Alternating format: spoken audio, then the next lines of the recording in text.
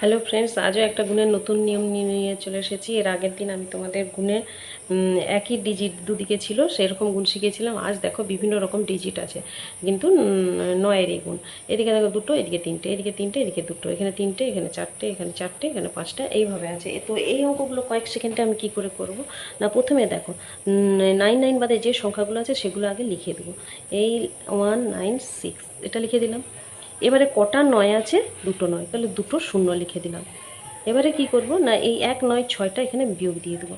1 9 6, এই 1 9 6টা বিয়োগ দিয়ে দেবো।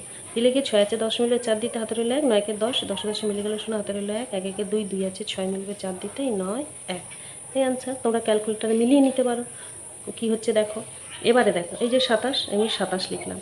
কটা নয় আছে? 1 2 3, এই 1 2 3টে লিখে দিলাম। এবারে এই 27টা বিয়োগ দিয়ে দাও। 7 আছে 10 মিলবে 3 দিতে, হাতে রইল 1, 2 3, 3 আছে 10 মিলবে 7 দিতে, হাতে রইল 1, 1 আছে 10 মিলবে 9 দিতে, হাতে রইল 1, 1 আছে 7 মিলবে 6 2। এই আনসার।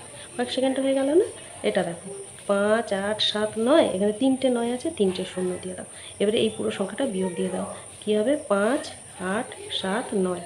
তাহলে 9 আছে 10 মিলবে 1 দিতে, হাতে রইল 1, 7 একে 8, 8 আছে 10 মিলবে 2 দিতে, হাতে রইল 1, 8 একে 9, 9 আছে 10 মিলবে 1 দিতে, হাতে রইল 1, 5 একে 6, 6 আছে 9 মিলবে 3 দিতে, এই 7 8 5। এই অ্যান্সার হয়ে গেল। এইটাও সেমভাবে করে নিতে হবে। তো তোমরা এটা করে আমাকে জানাবে।